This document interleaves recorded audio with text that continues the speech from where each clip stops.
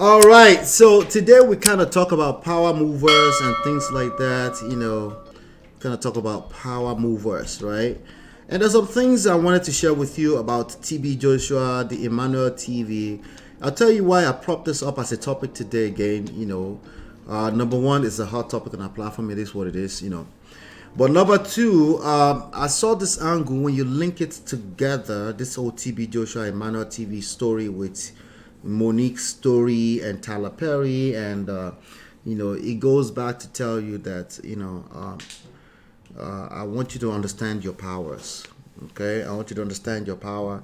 I want you to understand that you do have power, but most people don't know how to identify their power. Most people are completely disengaged from their power, which is why they fight for fairness, which is why they fight for equality, right? Now, I'm not talking about equality at a society level, in workplace, at a overall level. Every one of us should have equal rights. I'm talking about when it comes to personal relationships, especially, and in very, very blurry environment where really, when you think about it, people really don't owe you they owe you jack shit. Okay, or at least they could be deemed that way, as in like you don't have evidence, as in like everything so far is basically just explain because no evidence. All right, and that's the angle we are coming. There's some people, the rest of this world, the Monique, kudos to them. They will fight for your rights. Shout out to the Bisolas of this world. They should fight for rights. We need them because some extremely powerful people, they are also moving mad, and we need some, a sector of our society to also push hard against them. Okay, it creates a balance in our society. But when we're talking about your personal relationships and things that is in things that falls in very, very vague, blurry, gray area type of things, that is actually going to be majority of where you have to play in life. In romance, in relationships, in marriage, that's where you're going to have to play, because usually you've basically you're the one who took your butt into that place, right? You basically said you engaged that situation, right? Like free will, you decided to engage that relationship. You went to that job marketplace, you went into that particular company, and you actually have the options of going to another company, right? So there are things that will fall in gray area, and knowing how to play this game, knowing how to identify where your power is, knowing how to identify your leverage point is going to be key. Okay, I was looking. I just saw another, because obviously, reviewing some of our videos that have been popping over the last 1 to 2 months, and then, when you review them, the algorithm show you other videos. And then, we reported some few days ago, maybe last week, that they terminated Emmanuel TV on YouTube. And lo and behold, I see all kinds of new Emmanuel TV stations on YouTube channels that are popping up everywhere. And I'm like, you can't really terminate. You can't really terminate an ideology. You can't really terminate a movement. It's literally impossible. Okay, it's impossible. What you can do is this same thing you should have been doing long before that. Or the only power you have right now is influence, and that unfortunately takes time. That's going to take patience. And most people that are crying wolf or shouting for unfairness, they tend to not have that level of patience too. Okay, they tend to struggle with the level of patience that's required to win big in life. Anything that's worthwhile will require work, will require patience, will require time and timing, and a couple of other things. And I think that's something that the likes of TB Joshua and Tyler Perry and Oprah Winfrey, right? That's some of the things they've mastered. Some of these people have built communities upon communities upon communities. They've built a legacy. They've built something that's bigger than life. That doesn't mean they're right. That doesn't mean they're morally right. For sure, that doesn't mean they're morally right based off of your moral compass, which I don't know what it is, right?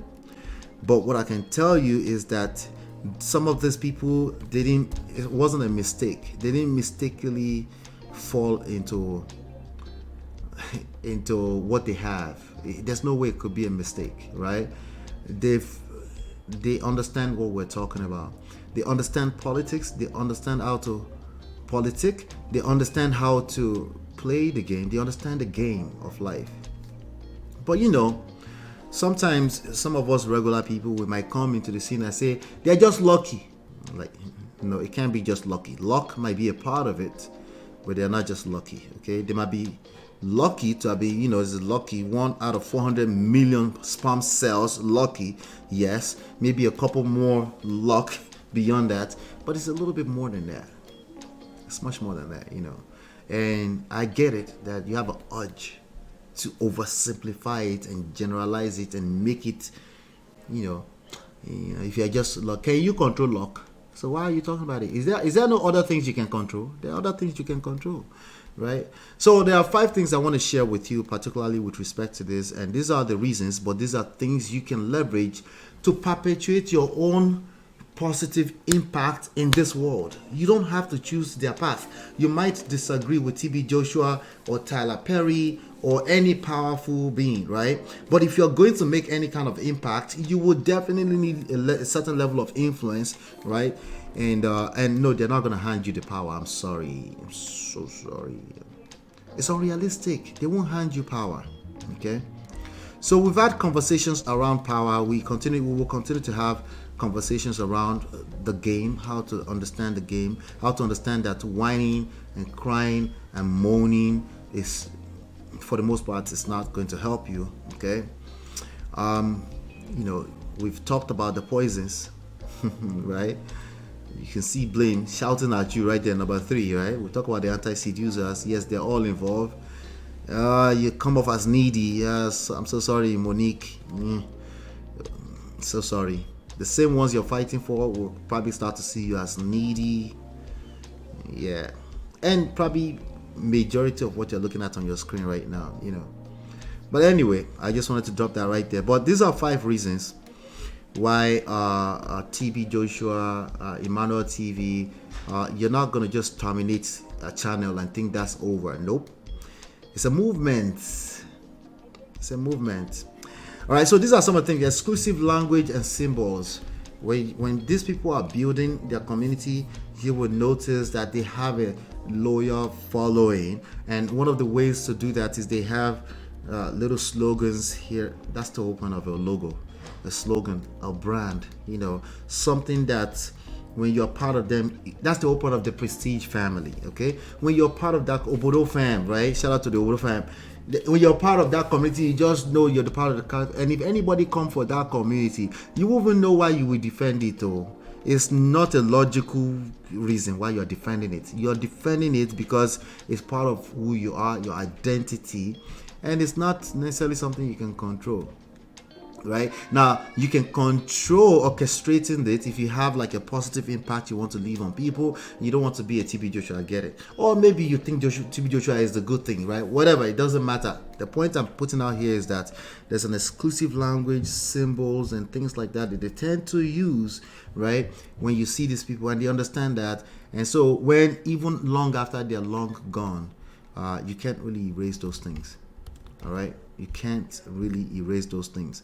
Number 4 that I want to share with you here that you can use, to build an empire, build your relationships. I think I just mentioned it kind of somewhat. Strong group identity. All right. So when you see them move, okay, if you're not even careful, they will even shut down your whole channel if you're not careful.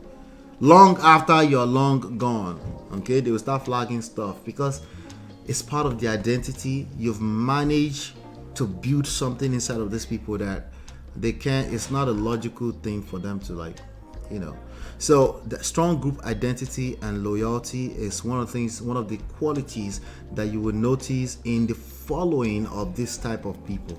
Okay, sometimes there are people you follow on Instagram. You have no idea why you're following them. You actually disagree with them fundamentally when it comes to opinions, but somehow you're following them. There's something about the brand. Okay, there's something that makes you follow them like that. Okay, start paying attention to. So maybe it's a group identity. Okay, sometimes you're not even willing to admit to it. Okay, shout out to all the what they call them, the Beyonce followers out there. Something bees, right?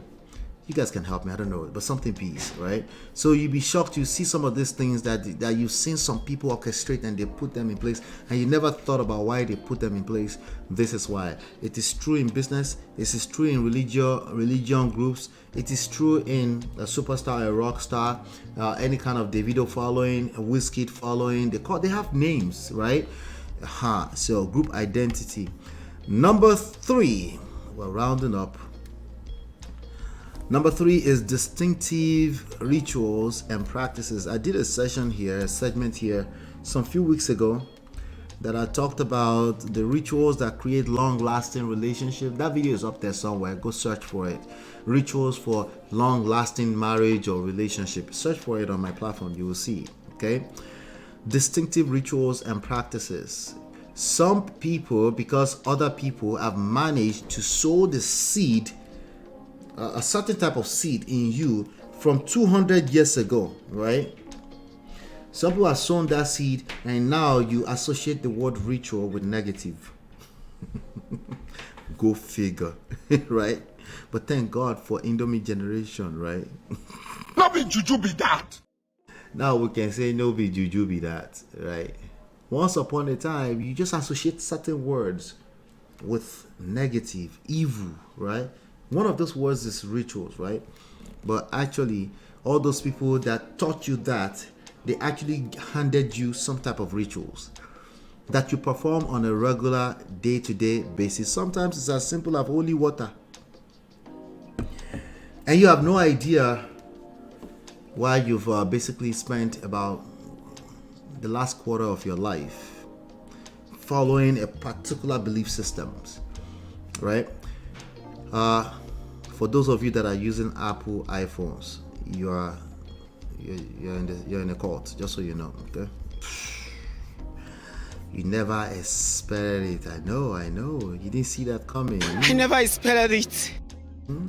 It's the same thing. Okay. Number 2. This one is big.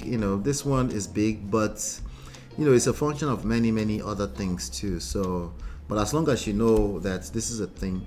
Number 2 is charismatic leadership. All right. But again, that's a function of so many other things. If people are able to touch a nerve, if they're able to tap into your needs, if they're able to speak to your needs, right? You might just start to see them as your Lord and Savior. You don't have to admit to it in words, but your behavior will basically follow that same lead. Your behavior will follow that same pattern. It's nothing wrong with you. It's human behavior. But when you are aware, you can also play this game with us as a leader. Okay, as part of the leaders in this society. We need you. We know that you have a good heart. We know that you have good intentions. We know that you want to build. You want everybody to get paid equally. But I think the best way to get that to happen is to become a Tyler Perry. Tyler Perry writes checks. He would just write a couple of $1 million checks, to a cause, right? And money is not everything, you're right, but money goes a long way. Money goes a long way. Money is a vehicle. All right. And if you don't understand that you need vehicles, you'll be walking on your feet because you're like, I don't need you either. Baba. You'll be walking for a long time. Yeah, you'll be walking for a long time. So if you want to help more and more people, and you feel like you're that holy and holier than thou, and please make sure that you are also playing power game. You understand power. You don't have to use it for evil. You don't have to be like a Tyler Perry or like a TB Joshua. You could just, your own moral compass, learn how the game works and use it in your favor. So number 1, isolation from mainstream is part of the tactic. All right, part of the strategy. Some people use it as like outrightly telling you like everything else is evil. Have you ever heard that before? You never heard that before? Everything else is just evil. No, everything else is evil. If you listen, don't listen to anybody else. What did what's his name? You Edochie said that. Who else said that recently? Somebody said that yesterday. I'm trying to remember. Anyway, they tend to tell you not to listen to anything else. Okay, you can even consider this quite manipulative, but I'm telling you, if you're trying to build a brand, trying to build a culture, you are trying to fight the forces of evil against your relationship.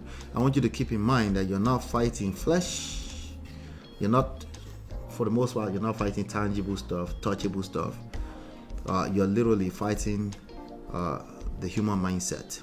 Okay, and faith cometh by hearing. Okay, so isolation from mainstream media is some of the things that they use.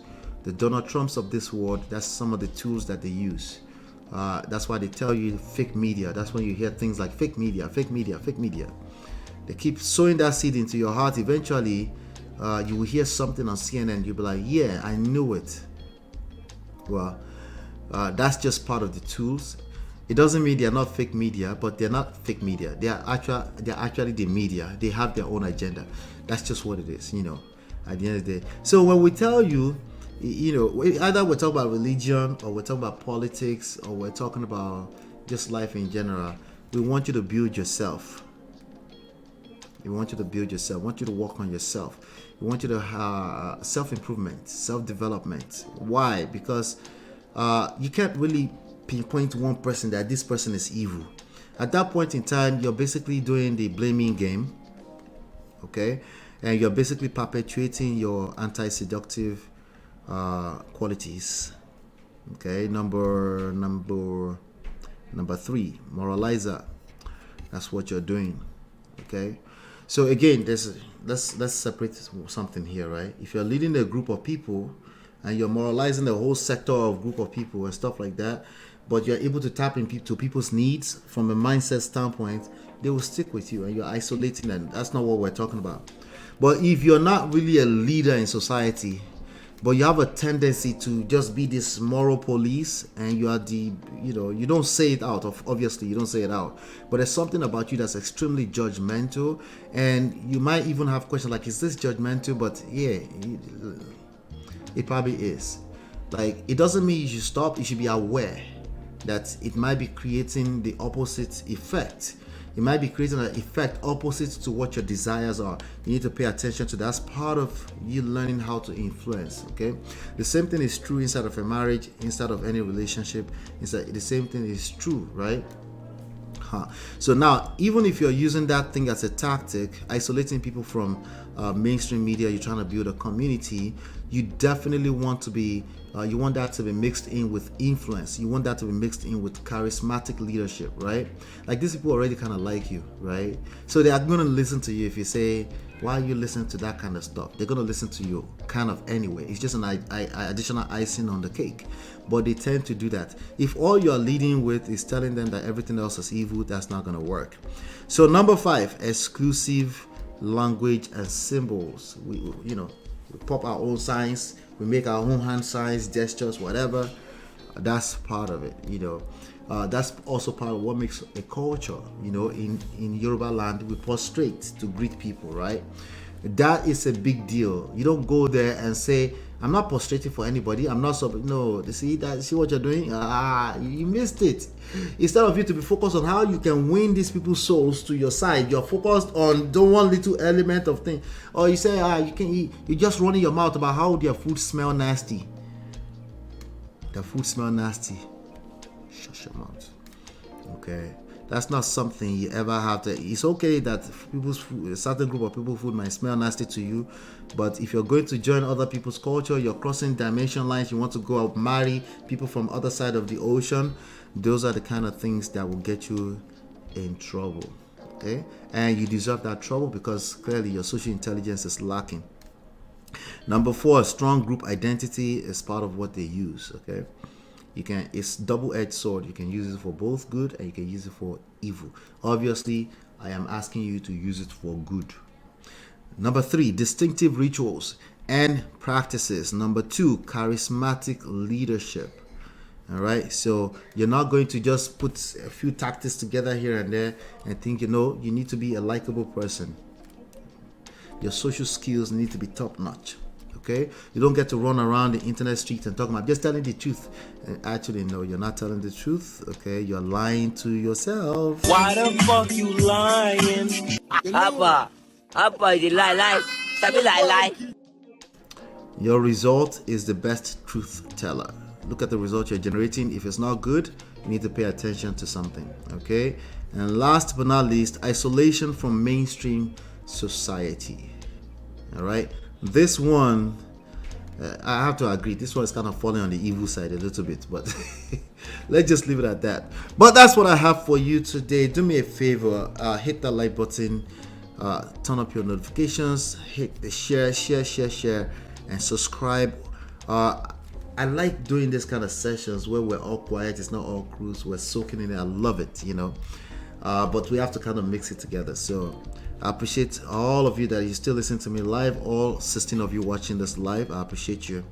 Hit that like button, share, subscribe, turn up your notifications. Hopefully you've been enlightened and educated. I will see you on the next one. Peace.